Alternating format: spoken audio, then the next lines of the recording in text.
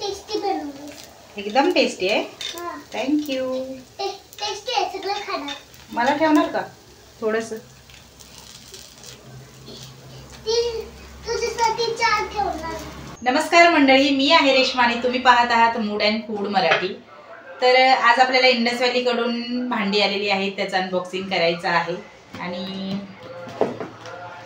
तर पहिल्यांदा आपण आप्पे पात्र ओपन करूया.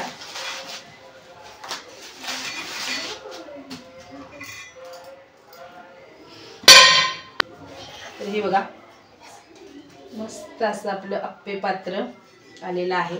हे कास्ट आयर्नचं आप्पे पात्र आहे. माझ्याकडे तसं आहे एक, पण ते चांगलं काम करत नाही आणि चिकटतात आप्पे त्याला, आणि मग वैताग येतो, आप्पे करू नये असं वाटतं. तर हे मी कास्ट आयर्नचं आप्पे पात्र मागवलेलं आहे इंडस व्हॅलीवरून. दुसरं आहे हे आपलं सॉसर. मस्त असा सॉसर आहे, एकच नंबर. कारभाऱ्यांना चहा करून देते त्याच्यात. नंतर आलेली आहे ट्राय प्लाय स्टेनलेस स्टील कढाई. दिसते का?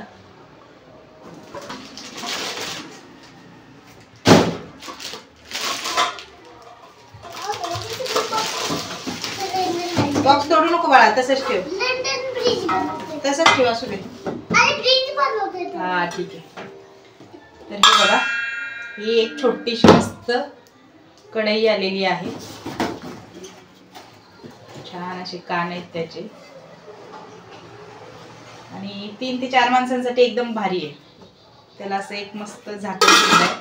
ट्राय प्लाय स्टेनलेस स्टीलचे सगळे भांडे आहेत इंडस व्हॅलीचे. तुम्हाला जर चांगल्या क्वालिटीची भांडी घ्यायची असतील तर स्टीलची भांडी नक्की इंडस व्हॅलीची स्टीलची भांडी नक्की घ्या.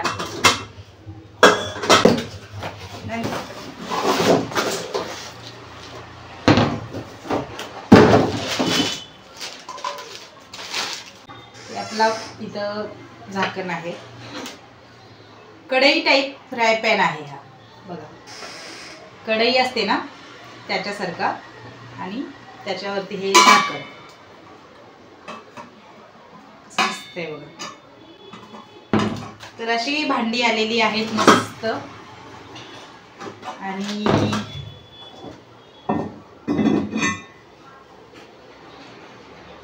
आज मी तुम्हाला आप्पे सुद्धा बनवून दाखवणार आहे, अजून एक वेगळा पदार्थ सुद्धा बनवून दाखवणार आहे. चला मग आता कामाला लागूया. नवीन भांडी आलेत तर काही काही नवीन बनवूया आणि खाऊया. चला पुन्हा एकदा जवळून भांडी बघून घ्या. तर ही आपली छोटीशी क्यूट अशी कढई आहे, ट्राय प्लाय स्टेनलेस स्टील आहे. नंतर हे आपले कढई टाईप फ्राय पॅन आहे, तो सुद्धा खूप सुंदर आहे आणि तो सुद्धा ट्राय प्लाय स्टेनलेस स्टीलचा आहे. आणि तुम्हाला तर माहितीच आहे की इंडस व्हॅली हा भारतातला पहिला हेल्दी कुकवेअर ब्रँड आहे. तर बघू शकता, मस्त अशी ट्राय प्लाय स्टेनलेस स्टीलची कढई टाईप फ्राय पॅन आहे. इथं आपला कास्ट आयर्नचा आप्पे पात्र आहे. आता हे कसं काम करतं हे तुम्हाला नंतर दाखवतेच मी. नंतर इकडे आपला सॉसर आहे, तो सुद्धा छान आहे चहा वगैरे बनवण्यासाठी. तर तुम्ही ही भांडी घेतली तर माझा रेश्मा 12 हा कोड लावायला विसरू नका, म्हणजे तुम्हाला 12% डिस्काउंट मिळेल.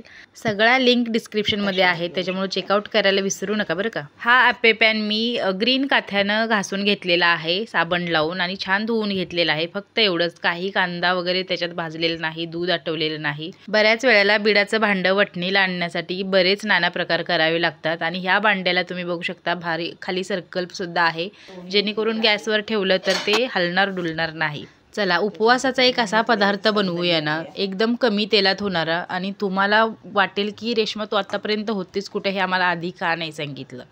चला तर मग बघूया. तर काय करायचं, रात्रभर भिजवून घेतलेले साबुदाणे घ्यायचे, किंवा 4-5 तास भिजवतो ना आपण, सकाळी भिजवतो ना, 11-12 वाजता करतो, तसे भिजवले तरी चालतंय. त्याच्यामध्ये मीठ घालायचं. 3 बटाटे घ्यायचे, चांगले उकडून घ्यायचे आणि किसून घ्यायचे बटाटे. नंतर बारीक चिरलेली मिरची किंवा मिरचीचं वाटण घातलं तरी चालतंय. शेंगदाणे भाजून त्याचं कूट करून याच्यामध्ये घालायचं आणि सगळं छान असं मळून घ्यायचं, एकजीव करायचं. बटाटे खिसून घेतल्यामुळे एकजीव व्हायला मदत होते. अजिबात तोडून फोडून घ्यायचे नाही, त्याचे ढिकळे थोडेसे तसेच राहतात, त्याच्यामुळं नो तोडाफोडी करायची नाही आणि असे खिसून घ्यायचे मस्त आणि छान आपला डो तयार करून घ्यायचा. थोडक्यात काय, आपल्याला साबुदाणा वडा बनवताना जे प्रोसेस असते ना तीच करायची आहे. फक्त साबुदाणा वडा पण कसा चपट्या करतो तसं हे करायचं नाही. हा जो वडा आहे तो आपल्याला छान असा बॉलसारखा गोल करायचा आहे. तुम्ही इथं बघू शकता या पद्धतीनं. थोडासा पाण्याचा हात लावला ना तरीसुद्धा चालतं आहे, जर हाताला जास्त चिटकत असेल तर. तर या पद्धतीने मी सगळे जे छोटे छोटे बॉल आहेत साबुदाणा वड्याचे ते करून घेते, बघू शकता. नंतर आता काय करायचं हे बघा, आप्पे पात्र अजिबात हलत बिलत नाही, अगदी ठेवलेल्या जागेवर स्थिर आहे. हा एक प्लस पॉईंट आहे. नाहीतर आप्पे शिजलेत म्हणून पलटायला गेलं ना तर आपला चाकू एका बाजूला दबला की त्या बाजूला ते आप्पे पात्र कलंडलं असं होतं. तर हे एक छान आहे. तर मी नाही का उपवासात जर काही करायचं असेल ना तर तेल नाही वापरत, तूप वापरते. कारण सूर्यफूल तेल किंवा सोयाबीन तेल हे उपवासाला चालतं की नाही मला माहिती नाही. शेंगदाणे तेल चालतं पण माझ्याकडे सध्या नव्हतं, मग मी तूप घातलेलं आहे याच्यामध्ये. तुम्ही तेल घातलं शेंगदाण्याचं किंवा कशाचं तरीसुद्धा चालतं आहे. आणि जर नॉर्मल असंच खायला करणार असेल तर कुठलंही तेल चालते, असं काही नाही. आता तेल किंवा तूप आपण घातलेलं आहे याच्यामध्ये, ते गरम झालं की याच्यामध्ये आपण जे साबुदाण्याचे बॉल तयार करून घेतले होते ते याच्यामध्ये घालायचे आणि छान खरपूस भाजून घ्यायचे. तर बघू शकता मी सगळे जे बॉल आहेत ते घातलेले आहेत. थोड्या वेळानं आपल्याला चाकूच्या किंवा चमच्याच्या मदतीनं असं बॉल पलटी करून घ्यायचं आहे.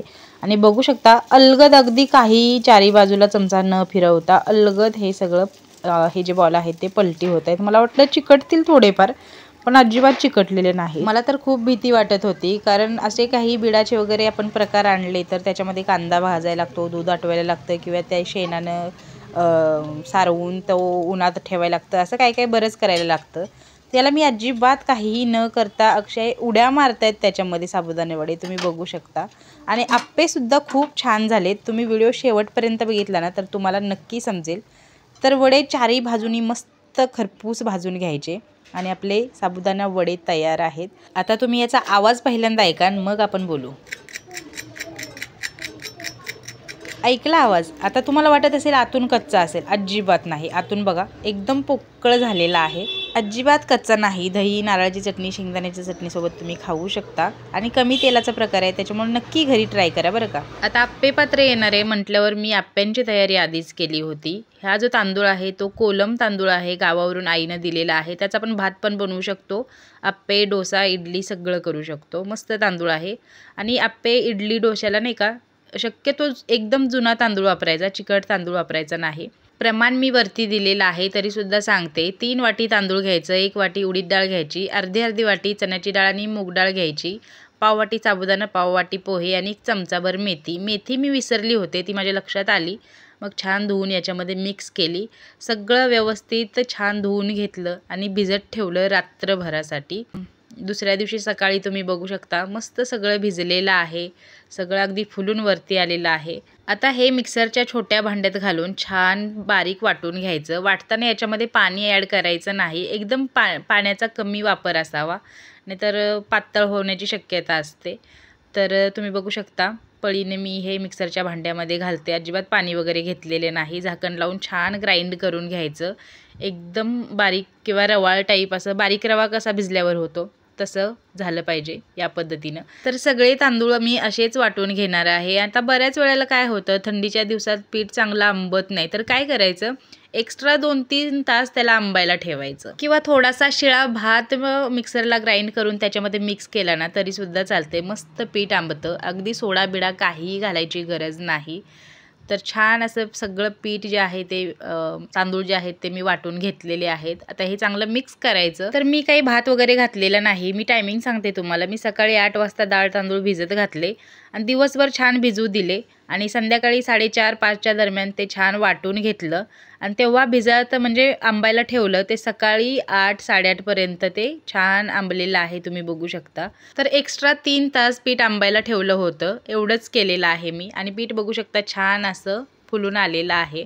आता हे पीठ छान हलवून घेतलं मी. आता दुसऱ्या दिवशी सकाळी 8:30 ते 9च्या दरम्यान आप्पे बनवायला घेतले. तर आप्पे पात्राला छान असं तेल लावून घेतलं आणि त्याच्यामध्ये हे जे पीठ आहे ते छान असं घालून घेतलं आणि याच्यामध्ये मी सोडा, इनो काहीही घातलेलं नाही. तरीसुद्धा बघू शकता मस्त असे आप्पे फुगलेले आहेत, अगदी बॉलसारखे काही आप्पे झालेले आहेत.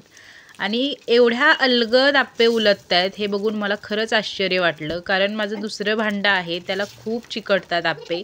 मला तर ते कशाला घेतलं असं झालं होतं. बघू शकता मस्त असे आप्पे उलटत आहेत. फक्त चारी बाजूने थोडंसं त्याला सोडवायला लागतंय. मीडियम फ्लेमवरती आप्पे बनवून घ्यायचे आहेत आपल्याला. आणि कलर किती छान आलाय बघा की एकदम गोल्डन ब्राऊन असा आहे ना. पिल्लूला आप्पे पण आवडतात आणि साबुदाणा वडा पण आवडतो. आता आप्पे होईपर्यंत त्याला साबुदाणा वडा दिसतोय तर तो म्हणतो मी हे सगळं संपवणार.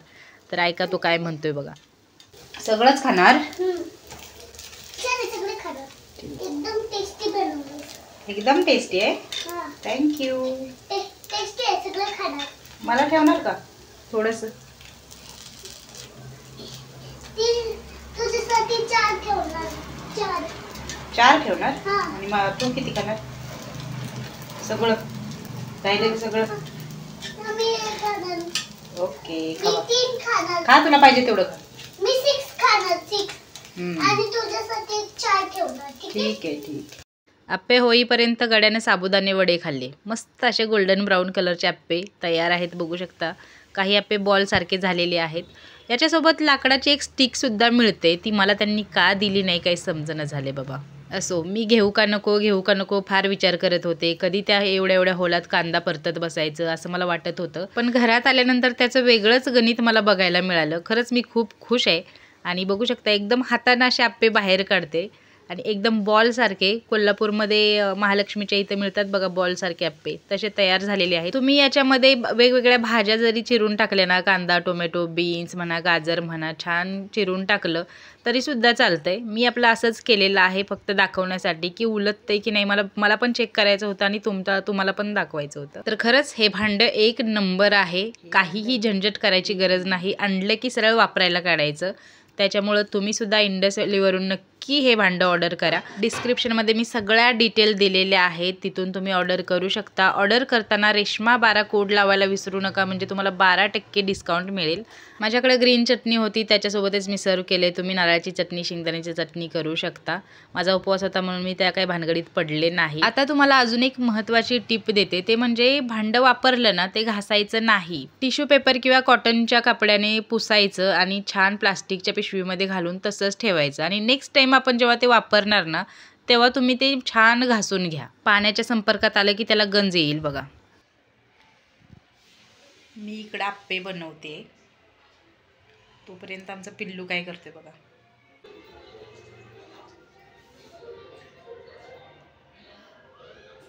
कसं झालंय?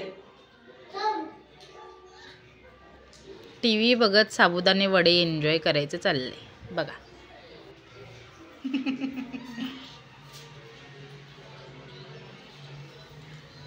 आवडलं तुला?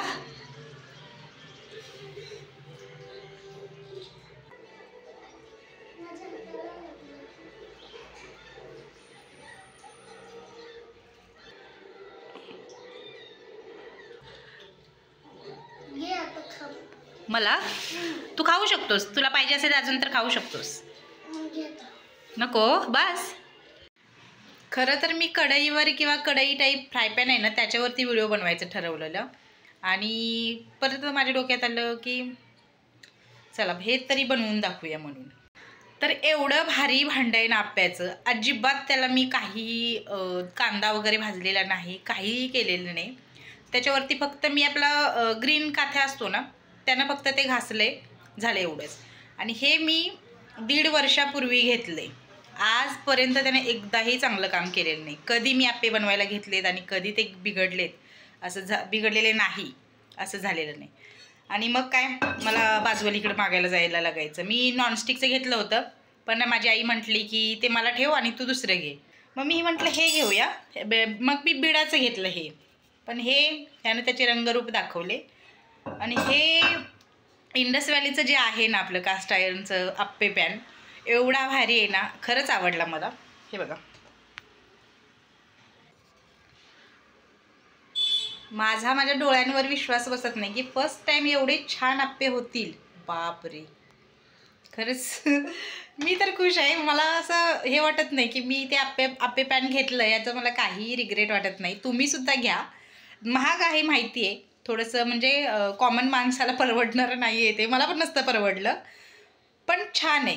आणि क्वालिटी वाईज पण चांगला आहे, लॉंग लाईफ टिकणारं आहे आणि प्रोडक्ट चांगले आहेत इंडस व्हॅलीचे. तुमचं बजेट असेल तर नक्की घेऊ शकता. खाते रे खाते. तर तुम्हाला हे दोन्ही पदार्थ कसे वाटले कमेंटमध्ये मला नक्की सांगा. तुम्हीसुद्धा नक्की घरी ट्राय करून बघा. आजच्या पुरतं एवढंच. चला भेटू पुढच्या रेसिपीमध्ये. तोपर्यंत बाय. अजिबात आज कच्चा वगैरे लागत नाही, पोकळ झाल्या तुम्ही.